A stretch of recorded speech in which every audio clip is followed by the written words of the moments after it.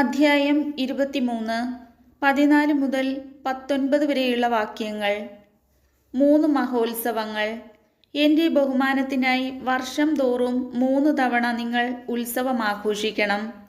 പുളിപ്പില്ലാത്ത അപ്പത്തിൻ്റെ തിരുനാൾ ആചരിക്കണം. ഞാൻ കൽപ്പിച്ചിട്ടുള്ളതുപോലെ അബീബ് മാസത്തിലെ 7 നിശ്ചിത ദിവസങ്ങളിൽ പുളിപ്പില്ലാത്ത അപ്പം ഭക്ഷിക്കണം.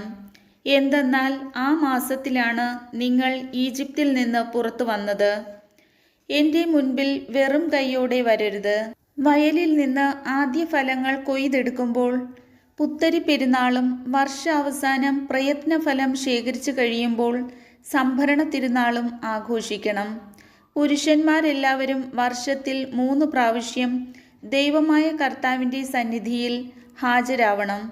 ബലിമൃഗത്തിൻ്റെ രക്തം പുളിപ്പുള്ള അപ്പത്തോടൊന്നിച്ച് എനിക്ക് അർപ്പിക്കരുത്. ഉത്സവ ദിനത്തിൽ അർപ്പിക്കുന്ന ബലിയുടെ കൊഴുപ്പ് പ്രഭാതം വരെ സൂക്ഷിക്കുകയുമരുത്. വയലിലെ ആദ്യ വിളവിൻ്റെ ആദ്യ ഫലം നിന്റെ ദൈവമായ കർത്താവിൻ്റെ ഭവനത്തിലേക്ക് കൊണ്ടുവരണം. ആട്ടിൻകുട്ടിയെ അതിൻ്റെ തള്ളയുടെ പാലിൽ വേവിക്കരുത്. കർത്താവിൻ്റെ വചനം.